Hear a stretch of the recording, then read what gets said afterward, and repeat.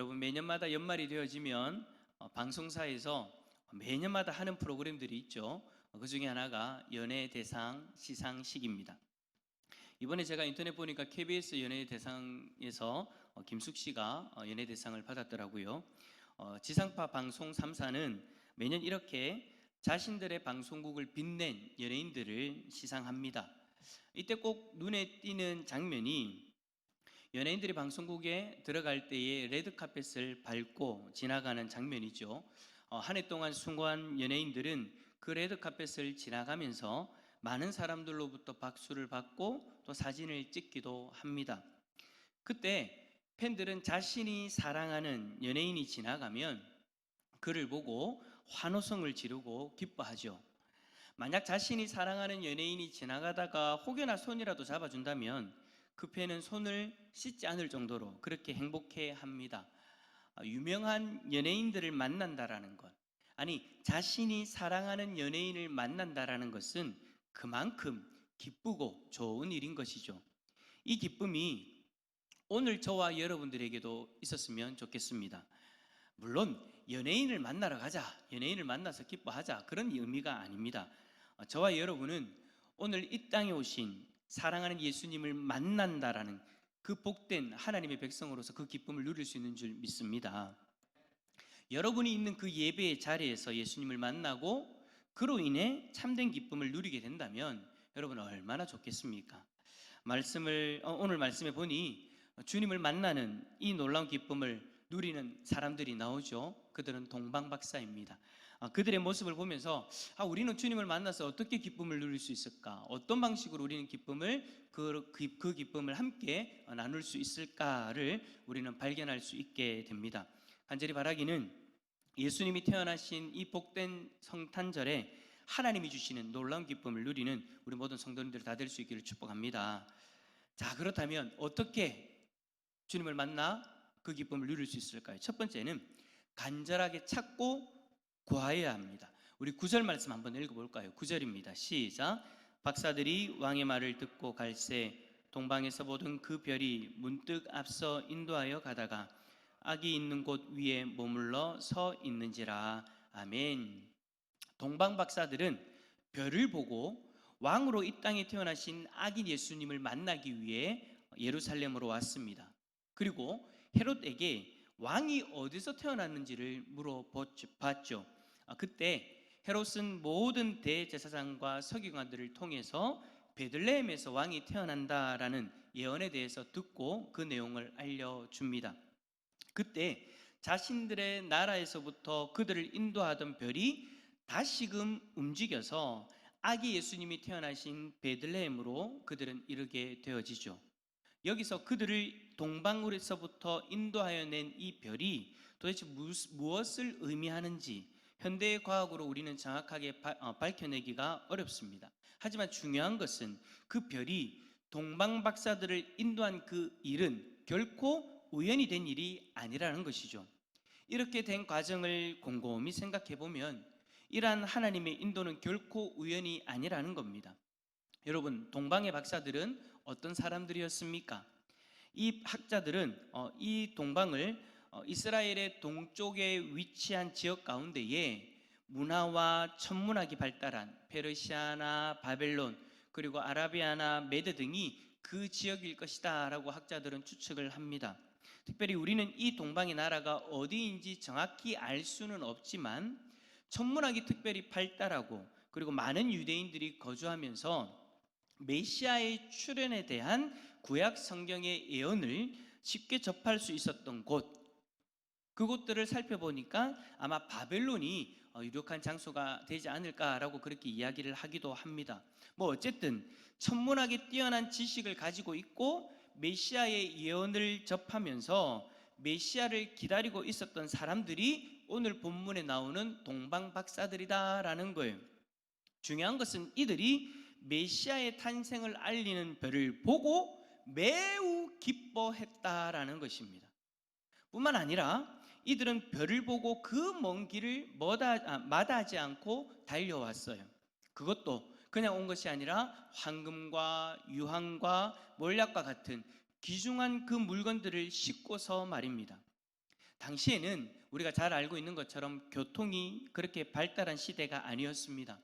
더군다나 페르시아나 바벨론으로부터 예루살렘까지는 매우 먼 길이었기 때문에 강도와 도적들을 만날 수 있는 그러한 위험한 길이었어요.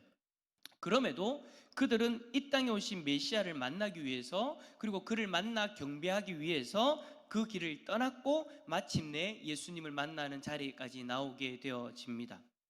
여러분, 이러한 모습들을 보면서 우리는 그들을 통해서 어떤 교훈을 얻게 되어집니까? 저는 동방의 박사들을 보면서 그들이 가지고 있는 메시아를 향한 그 간절한 마음을 발견하게 되어집니다. 그들은 메시아를 만나기를 간절히 바랬던 사람들이었습니다. 그 바람을 가지고 살아가던 어느 날 자신들이 연구하던 별을 통해서 메시아가 태어나신 것을 알게 되었고, 그 별의 인도로 그들은 멀고 험한 여행을 시작하게 되었다라는 거예요. 여러분, 한번 생각해 보세요. 별을 보고 무작정 길을 떠난다라는 것, 여러분, 이것이 일반적인 일입니까? 아니면 비상식적인 일입니까? 일반적인 일이 아니죠. 별을 보고 있는데 별이 움직인다고 해서 그 별을 따라간다는 것은, 이것은 여러분 상식적인 일이 아닙니다. 그리고 쉬운 일도 아니에요. 왜죠? 어떤 길을 갈지도 모르고 그 목적지도 모르기 때문입니다. 이 험하고 위험한 길을 별을 보고 무작정 따른다라는 것, 이것은 여러분 그들의 마음에 그냥 보통의 마음이 있어서는 불가능한 일이다라는 거예요. 정말 그들의 마음에 간절한 기다림이 있었기 때문에 가능하였다는 것, 이것 말고는 도무지 설명할 길이 없는 거죠. 그 간절한 마음을 하나님이 아셨기에 그들이 알아차릴 수 있도록 평소에 연구하던 별을 통해서 메시아에게로 그들을 인도해 주셨다라는 겁니다. 사랑하는 성도 여러분, 이 간절한 마음이 저와 여러분의 마음 가운데에도 있기를 소망합니다. 우리가 예수님을 바라볼 때에 이 간절한 마음으로 예수님을 바라보았으면 좋겠어요. 옛 성현들은 독서 백편 의자현이라고 해서 그 뜻이 드러날 때까지 책에서 손을 놓지 않았다라고 합니다. 그와 같이 주님을 만나고자 하는 그 뜻을 알고 그 하나님의 역사심을 바라보면서 간절히 찾고 하나님을 만나고자 우리가 그 간절한 마음으로 하나님 앞에 나아가는 그 마음이 있다면 하나님이 우리를 그렇게 인도해 주실 줄 믿습니다. 우리의 삶 가운데 하나님을 깊이 만나고 하나님을 체험하며 하나님 주시는 그 기쁨을 누리기를 원한다면, 그 간절한 마음을 가지고 있다면 하나님이 그 마음을 시원케 하시는 역사가 일어나게 될 줄 믿습니다. 여러분, 간절히 찾고 구하여 보십시오. 그리하면 하나님이 그 간절함을 보시고 우리를 인도해 주실 것입니다. 두 번째로, 예수님을 여러분의 기쁨의 이유로 삼으십시오. 우리 10절 말씀 한번 읽어보겠습니다. 10절입니다. 시작. 그들이 별을 보고 매우 크게 기뻐하고 기뻐하더라. 아멘. 자, 동방 박사들은 별을 보고 매우 크게 기뻐하고 기뻐하였다라고 그렇게 말합니다. 여기서 여러분, 매우 크게 기뻐하고 기뻐하였다라는 것은요, 자신이 가지고 있는 그 기쁨을 최상급으로, 그러니까 그들이 할 수 있는 최대한의 표현으로서 이야기하고 있는 거예요. 이러한 박사들의 기쁨은 인생의 어둠에 있던 자가 한 줄기 빛을 발견했을 때에 누릴 수 있는 기쁨이고, 길을 잃었던 자가 바른 길을 찾았을 때에 누릴 수 있는 기쁨입니다. 동방의 박사들은 유대인의 왕이자 인류를 죄에서 구원하실 메시아를 찾게 된 것에 대해서 가슴으로부터 우러나오는 충만하고 넘치는 기쁨을 누릴 수 있었습니다. 우리에게 있어서도 예수 그리스도를 만나는 일은 이 세상의 어느 기쁨보다도 더 크게 기뻐하고 기뻐해야 될 이유가 될 줄 믿습니다. 왜냐하면 예수 그리스도와의 만남은 생명의 만남이고 구원의 만남이며 복의 근원과의 만남이기 때문입니다. 뿐만 아니라 하나님께서 우리와 늘 함께 하시는 임마누엘의 만남으로서 우리의 삶 속에서 날마다 하나님과 동행하는 복된 만남이기 때문이죠.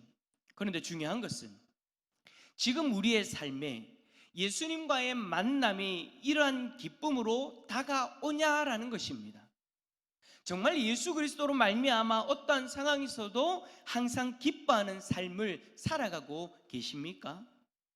아니, 우리가 만난 예수님의 탄생일인 오늘을 맞이하면서도 여러분의 마음에 기쁨이 넘치고 있으신가요? 아니면 그냥 주님이 태어나신 이 성탄절이 그저 그런 날이 되어버리지는 않으셨나요?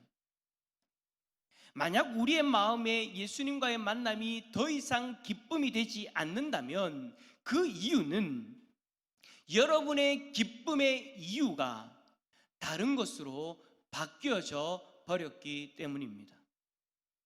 우리는 분명 예수님과의 만남을 통해서 세상에서 누릴 수 없는 기쁨을 누릴 수 있는 존재입니다. 이 기쁨은 예수님과의 만남을 통해 이미 우리에게 주어진 거예요. 그럼에도 불구하고 우리에게 이미 주어진 이 기쁨을 누리기보다 이 기쁨을 뒤로 한 채 또 다른 세상의 무언가를 통해서 기쁨을 채우려고 한다면 우리는 계속해서 갈급함을 경험하게 될 것입니다. 지금 여러분의 기쁨의 이유는 무엇입니까? 기쁨의 원인이 무엇입니까? 무엇을 통해서 기뻐하기를 원하십니까? 물질입니까?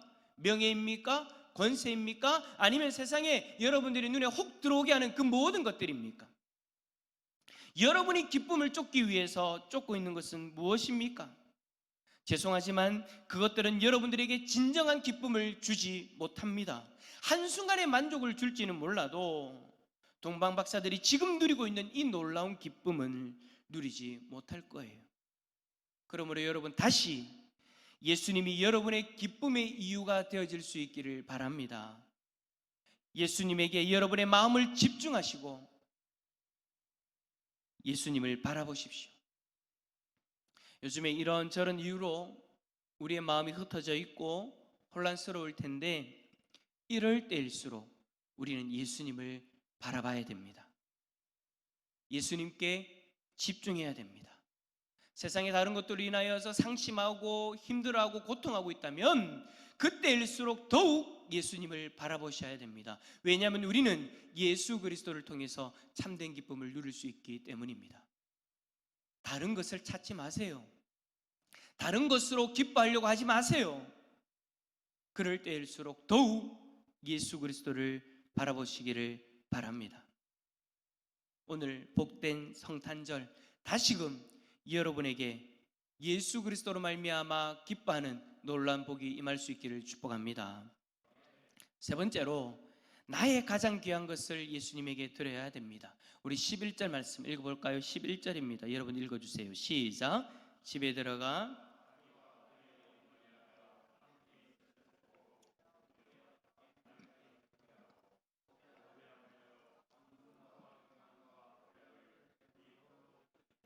아멘. 우리가 기쁨을 누리기 위해서는 나의 가장 귀한 것을 예수님에게 드릴 수 있어야 됩니다.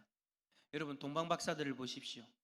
자신들이 간절히 기다리던 메시아를 만나기 위해 황금과 유황과 몰약을 예물로 들고 그 먼 길을 왔지 않습니까? 왜요? 그냥 와도 되잖아요. 그 멀고 험한 길 그냥 와도 되잖아요. 여기까지만 온 것만 해도 정말 대단하다라고 그렇게 인정받을 수 있는 건데 굳이 신경 쓰이는 그 예물 왜 그렇게 들고 오냐라는 겁니다. 여러분, 이 예물이요 엄청난 가치를 가지고 있는 거예요. 도적들의 표적의 대상이 될 수 있는 거예요. 근데 그것을 다 들고 왜 그렇게 어렵게 힘들게 왔냐라는 것이죠. 왜냐하면 성경은 그렇게 이야기하죠. 물질이 있는 곳에 우리의 마음이 있다고. 우리는 무엇인가를 받을 때에 기뻐하지만 더 성숙하고 더 큰 기쁨은 누군가에게 마음을 고백하고 그 마음을 나눠줄 때, 그 마음을 줄 때에 참된 기쁨을 누릴 수 있습니다. 동방 박사들은 자신들이 그토록 기다리던 메시아이신 예수님에게 자신들의 가장 귀한 예물의 마음을 담아 드림으로써 메시아에 대한 자신들의 마음을 최대한 표현하고 있고 그 표현을 통해서 더욱더 충만한 기쁨을 누릴 수 있었다라는 것입니다. 그들은 이 땅의 구원자로 오신 예수 그리스도를 경배하며 온전히 섬기기를 원하였습니다. 그리고 예수님을 섬김을 통해서 더 큰 기쁨을 누리기를 원하였습니다. 그래서 그들은 자신들이 할 수 있는 최선의 것을 어렵게 준비하고 힘들게 그 자리까지 들고 왔다라는 거예요. 사랑하는 성도 여러분, 예수님의 탄생을 축하하는 이날, 여러분은 예수님과의 만남 속에서 어떤 모습이십니까? 아마도 여러분은 지금 예배를 드리면서 앞에서 제가 여러분에게 말씀드렸던 것처럼 헌금을 하나님 앞에 드렸을 겁니다. 그래서 여러분 앞에 아마 그 예물이 있을 거예요. 여쭤보겠습니다. 그 예물에 여러분의 마음이 담겨져 있습니까? 정말 예수님을 경배하며 온전히 섬기기 원하는 그 간절한 마음을 담아서 그 예물을 여러분 앞에 놓고 하나님 앞에 드리고 있습니까?